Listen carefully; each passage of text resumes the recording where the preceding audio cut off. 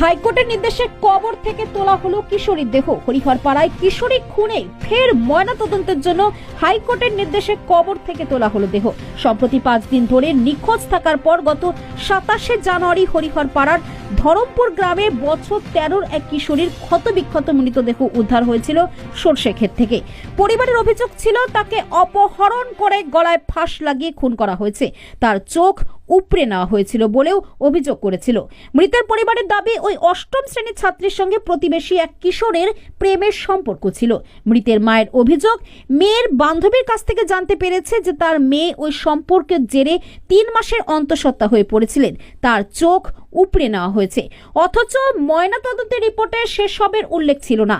ময়নাতদন্তের রিপোর্টে সন্তুষ্ট না হয়ে মেয়ের দেহের ফের ময়নাতদন্তের দাবিতে কলকাতা হাইকোর্টে আবেদন করেছিলেন মৃতের পরিবার। বিচারপতি জয় সেনগুপ্ত আবেদন মঞ্জুর করে। আজ বিচারপতির নির্দেশে ম্যাজিস্ট্রেটের উপস্থিতিতে ভিডিওগ্রাফি করে তোলা হচ্ছে দেহ। কলকাতার SSKM হাসপাতালের বিশেষজ্ঞ চিকিৎসকের উপস্থিতিতে ওই কিশোরীর দেহের ময়নাতদন্ত হবে।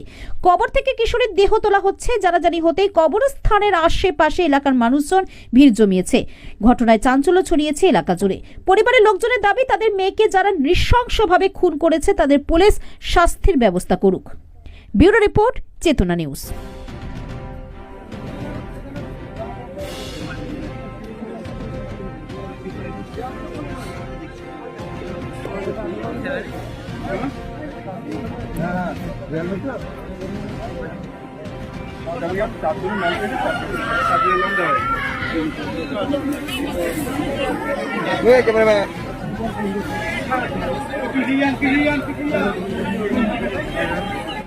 आज की दूर नहीं गल আমরা কেন পারলাম না, আর কেন এই বোনটা এরকম আত্মহত্যা করে কেন মারলো, কি দোষ করলো আমার এই বোনটা?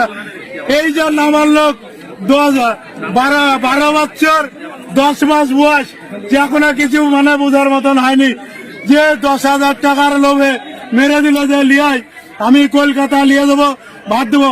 এবার এই যে বোনটা বলেছে যে কি মেনে লাইনি তোমাদের, যে এক মেয়ে কলকাতা থেকে নিয়ে এসে যে এই আইসিকে দিল, এই আইসি সাহেব যাক একটা মিলচল করে পেটে দেওয়া হয়েছে। এই যে আমাদের পাশে গ্রাম যে আব্দুলপুর আলাদ্দির যে এক মেয়ে, এটা ধরা পড়লো যে মারচল হলো।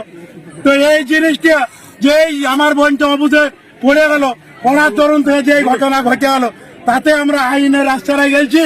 আইনের পরে বিচার দিচ্ছি, আইনের কে আমরা অমান্য করবো না। আইন যেটা হয় সঠিক বিচার চাই, ফাঁসি চাই, এইটুকু আমার বক্তব্য।